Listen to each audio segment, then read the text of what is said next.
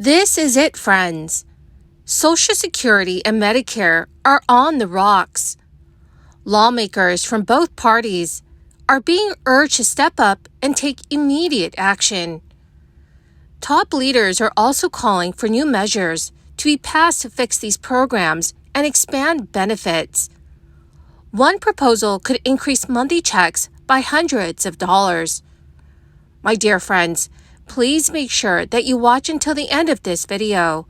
Also, this coming Friday and every Friday, I will be announcing winners for the Walmart gift card giveaway. If you would like to enter these weekly giveaway, friends, please make sure you enter these weekly giveaways by clicking and liking several of my videos, and then comment below the keyword of each video that you watch. The more videos that you comment on, friends, the greater your chances of winning the giveaways. The farm bills that we take up every few years are essential pieces of legislation. They help provide the tools and resources that farmers and ranchers need to carry out their task of feeding our nation. And with parts of the 2018 Farm Bill expiring in the next few months, passing our next Farm Bill needs to be one of Congress's top priorities during the remainder of the year. The Senate Agriculture Committee has been working on this year's legislation, but there's more work to be done. And we need to make sure that we don't delay in getting this bill over the finish line.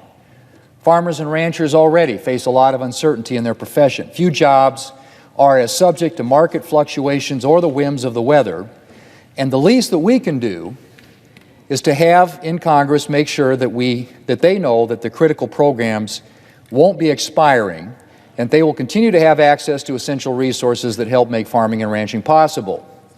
Mr. President, as a member of the Senate Agriculture Committee and a senator from a state where agriculture is not just a way of life, but the way of life, the Farm Bill is always one of my top priorities.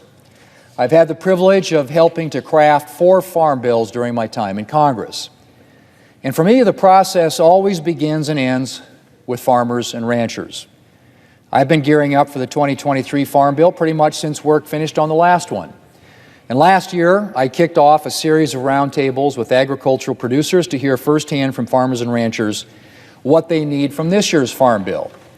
These formal discussions, along with the many informal conversations I regularly have with farmers and ranchers, have provided me with invaluable feedback. And I'm working on a number of measures for this year's Farm Bill that reflect the input I've received from South Dakota producers. Mr. President, one thing that farmers have made clear is the critical role of the farm safety net. Crop insurance is the cornerstone of the farm safety net, and it needs to be maintained and, to the extent possible, strengthened in the next Farm Bill.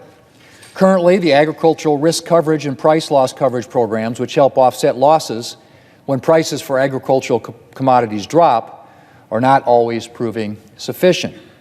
And one of my top priorities for this year's bill is improving commodity and livestock programs to ensure that farmers and ranchers have sufficient backup. I'm also working to make the Conservation Reserve Program a more effective option for producers and landowners. Currently, the program doesn't sufficiently support grazing infrastructure, which limits the benefit of participating for some producers. In just about 4 days, the next round of Social Security payments will be going out to millions of Americans. On average, these checks are worth nearly $2,000. Medicare and Social Security reform were once top policy items for officials in charge of the country's fiscal health. But the growing political cost of even discussing entitlement reform has prompted politicians to drop the issue.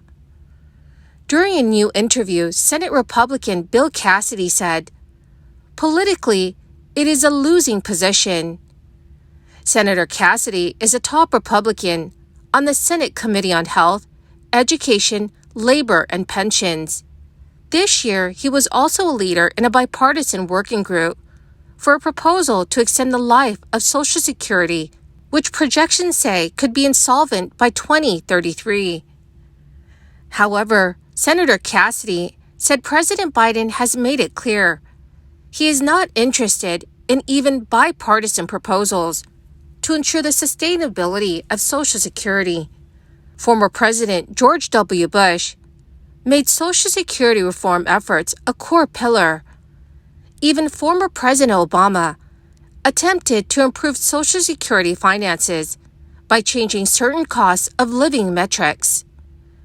Now, Senator Cassidy stands among the few on Capitol Hill, calling for active measures to extend the solvency of core entitlements, specifically Social Security and Medicare.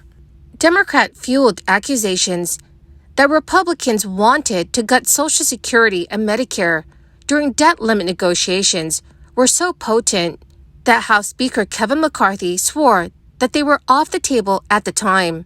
Cassidy has criticized Biden on multiple occasions for failing to take what he considers a reasonable approach to Social Security reform. However, Cassidy said the former president also failed to pay any attention at all to the issue.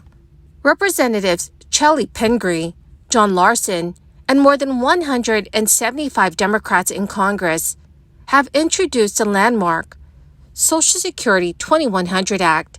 This is key legislation that would expand and protect essential Social Security benefits for millions of Americans. Major points of the bill include increasing benefits by 2% across the board for all Social Security beneficiaries and improving the cost of living adjustment. The bill would also increase benefits to boost lower-income seniors and cut taxes for 23 million middle-income beneficiaries. In an official statement, the lawmakers said that the plan permanently improves Social Security's long-term health by extending the trust fund solvency and aligns with President Biden's pledge not to increase taxes on the middle class. So, dear friends, what are your thoughts on all of this? What do you think that our government needs to do to improve Social Security and Medicare? Please let me know what your thoughts are in the comments section below. In a new statement, U.S. Treasury Secretary Janet Yellen has shared her thoughts on the current state of the U.S. economy. According to Yellen, U.S. economic growth and wage gains should serve as a source of resilience moving forward even if the economy continues to cool. She also said, "I still believe that there is a path to continue reducing inflation while maintaining a healthy labor market. While there are risks, the evidence we've seen so far suggests that we are on such a path." The world's largest economy has defied expectations of a slowdown, picking up pace in the second quarter of the year, supported by business investment and consumer spending. Its labor market has remained robust as well. The strength comes despite policymakers' efforts to ease demand and rein in inflation, fueling hope that the central bank's aggressive campaign of interest rate hikes will lower price increases without triggering a major recession. Secretary Yellen noted that annual inflation is now nearly 6 percentage points below its 9.1% peak in June 2022, while the U.S. economy continues to expand.